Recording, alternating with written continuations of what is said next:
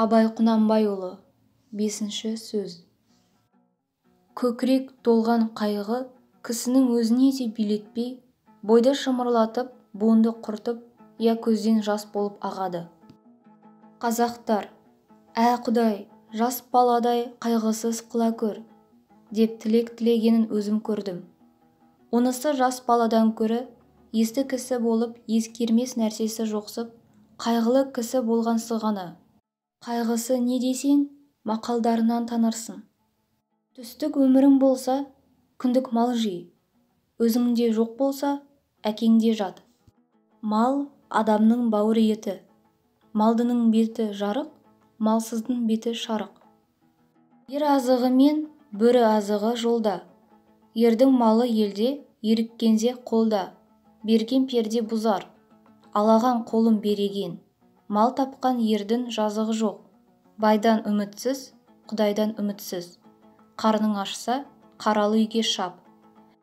Қайраңы жоқ көлден бес, қайыры жоқ елден бес. Деген осындай сөздері көп, есепсіз толып жатыр. Бұл мақалдарда не шықты? Мағлұм болды. Қазақ тыныштық үшін, ғылым үшін, білім үшін, әділет үшін қам жемейді екен. Бірақ мал үшін қам жейді екен. Ол малды қалайша табуды білмейді екен. Бар білгені малдыларды алдап, мақтап алмақ екен. Бермесе оны менен жауласпақ екен. Егер малды болса, әкесін жаулауды да ұят көрмейді екен. Әйтеуір ұрлық, құлық, сұмдық, тіленшілік, соған ұқсаған қылықтың қайсысын болса да қылып, мал тапса, жазалы демесек керек екен. Бұларының жас баланың ақылынан несі артық? Бірақ жас бала қызыл ошақтан қорқыш еді, бұлар тозақтан да қорықпайды екен.